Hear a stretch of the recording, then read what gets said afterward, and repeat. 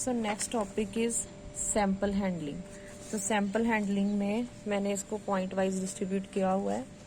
First thing is कि आपका जो सैंपल है वो कौन सी स्टेट में हो सकता है, या तो वेपर स्टेट, राइट, जिसको हम कह सकते हैं गैसियस स्टेट, या हम इसको ले सकते हैं सोल्यूशन स्टेट। यानी कि 3 स्टेट्स होती हैं, सॉलिड, लिक्विड, गैस।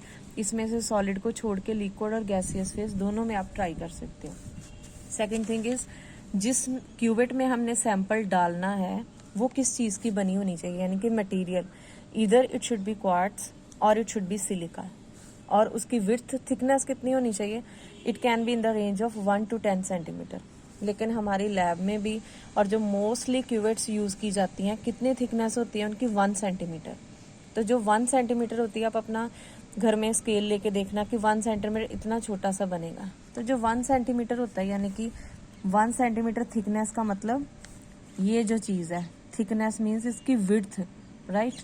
और इतनी 1 सेंटीमीटर थिकनेस वाली क्यूवेट में जो मैक्सिमम सोल्यूशन की वॉल्यूम आती है, एक्चुअली अगर आप उसको पूरा ओवरफ्लो कराओगे तो वो 3.5 ml के अराउंड होती है। सो हम रफली उसमें मैक्सिमम 3 ml तक सोल्यूशन लेते हैं। ग्लास सेल्स हमने कभी भी नहीं यूज करने यूवी में, क्योंकि ग्लास अपनी एब्जॉर्प्शन शो करता है in the range of less than 300 nanometre. उसके बाद है जो क्यूवेट यूज करनी है उसको प्रॉपरली साफ करो। तो साफ करने के लिए आप लोग क्या यूज करोगे, या तो सिंपली आप डिटर्जेंट यूज कर सकते हो, राइट, या आप लोग नाइट्रिक एसिड भी यूज कर सकते हो। तो हमने क्या किया, ये क्यूवेट ली, क्यूवेट के अंदर थोड़ा सा डिटर्जेंट डाला, जैसे हम बर्तन साफ करते हैं, उसको अच्छे से साफ किया और उसको ड्राई कर दिया। अब यहाँ पे एक लाइन लिखी है, these must be properly stored and their optical surfaces should never be touched। अब इस लाइन का क्या मतलब है, इस लाइन का ये मतलब है कि जब आपका काम हो गया ना, तो क्यूवेट केस आता है जिसमें स्पेस बनी होती है, तो उसमें प्रॉपरली उसको प्रोटेक्ट करके रख दो कि वो टूटे ना, स्टोर करके रख दो। और ये जो लाइन है कि optical surface should never be touched, अब मैं इसको एक्सप्लेन करने लगी हूँ। होता क्या है कि ये आपका यूवी स्पेक्ट्रोफोटोमीटर है, लाइक दिस। एक मिनट, हाँ, ये आपका यूवी स्पेक्ट्रोफोटोमीटर है। तो प्रॉब्लम क्या आती है कि लेट्स से मैंने यहाँ पे क्यूवेट रखी, ठीक है, जस्ट इमेजिन कि 2 क्यूवेट्स हमने रखी क्योंकि हमारा डबल बीम स्पेक्ट्रोफोटोमीटर है। तो होगा क्या, या मैं इस पेन से समझाती हूँ कि ये जैसे सोचो कि ये जो रेड पेन है ये एक क्यूवेट है और इसी के साथ एक मैं और पेन रख रही हूँ। अब होएगा क्या, फॉर एग्जाम्पल ये पेन इस तरह से पड़ा हुआ है और लाइट यहाँ से आ रही है इस तरफ से, और यहाँ से यहाँ पे सोल्यूशन है और इसमें से पास हो रही है। अब आप ध्यान से समझो, ऑप्टिकल सरफेस का मतलब क्यूवेट का वो एरिया जो लाइट के डायरेक्ट कांटेक्ट में आएगा।